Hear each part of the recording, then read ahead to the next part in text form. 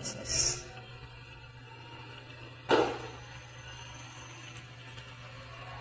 Tsaka natin kanina yan. So, pwede na tokwa. Kasi tokwa na may itlog ang ating indon for today. Yan, tokwa. Ayan, pinipito ko na siya. Diba, evenly slice yan. Yung itlog ko, nilaga. Nilaga ko kagabi para naka-ready na.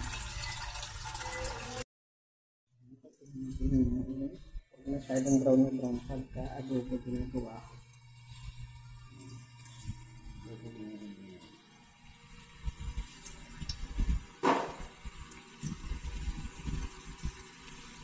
Kasi baglang brown lang ako.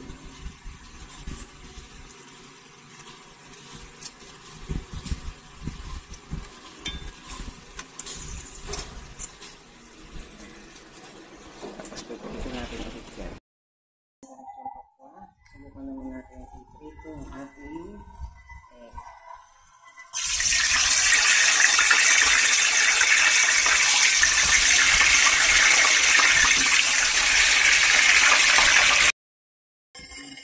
Ito rin ang ating fried-boiled egg.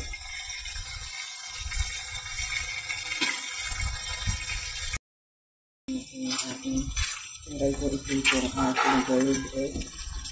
Kasi nakita ko sa Chinese cooking, pwede i-prito, mas maganda itsura ng itlog para i-prito bago natin ilagay sa adobo.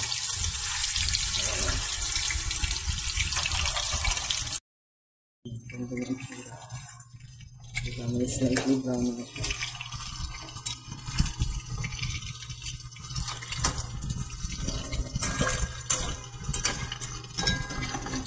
Ako ba ito dumikit pa?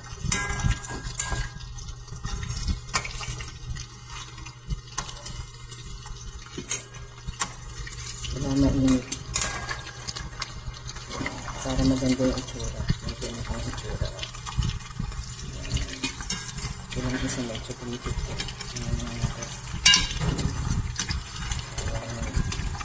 Mabas yung malo. Pero okay na rin. Itong itlog na pinirito. Maganda yung itsura. Yan ang ihalo natin sa adobo.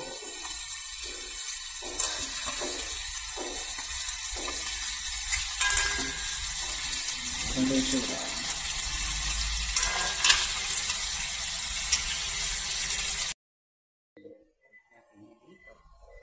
Ang boiled egg na.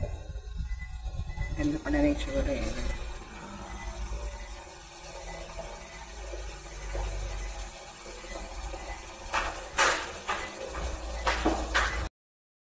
Pinawasan ko yung oil. Nilagyan ko ng sugar. Kakaramalize natin yan. Ihuhulog natin dyan yung fried tokwa. Ay, yung egg naman.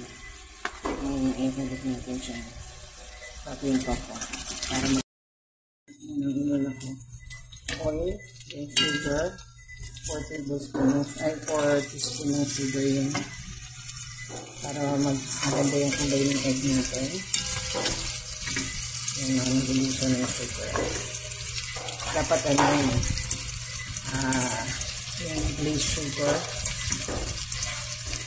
yung parang candy. Yun ang magandang sugar dapat gamitin. Kaso wala pa rin yung sugar lang. Tapos ihulog na rin natin yung tokwa natin dito. At yan. Mamaya pagsasama-samahin ko na yun sa aking pork.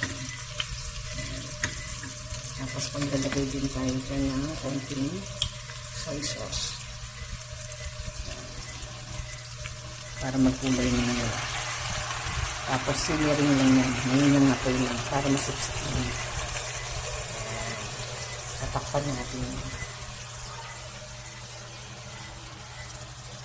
Ayan, tatakpan lang natin. Pwede na natin yung mix yung toyo sa ilalim. Kung mahalong maigi. So, kailangan ko na siyang ilipat sa ating pork. Ito. Ayan, pinapakulang ko na. Then, inimix na natin siya. Diyan tayo magkikita. Ito, bali, ginisa ko lang sa bawang muna. Saka, asin, konting paminta.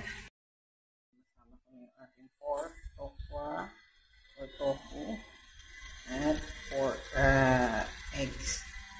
3 fried eggs. Boiled eggs. Pwede na tayo maglagay dyan ng panimpla. Yan lang muna natin mag-simmer siya. This cooking to, ang adobo na to, dapat lalagyan na lang ng rice wine. Kaso may allergy si sister. Kaya, nilalagay niya, gusto niya yung suka. Ito, white vinegar ilalagay ko dito. Bago ako maglagay ng tubig, pakaluan ko muna siya dyan. Yan. Konti na lang naman yun. Yan. Para masipsip yung suka. Mag-boil din yung suka. Saka tayo maglalagay ng tubig. Yan. Tapos ano na lang yan, slow cooking na lang yan.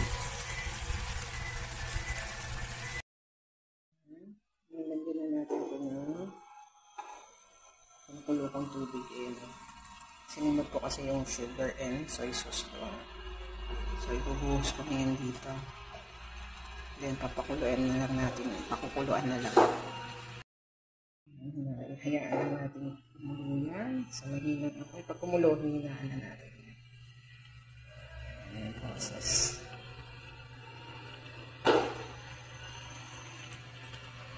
Ayan. Tsaka mo kumulo na yan.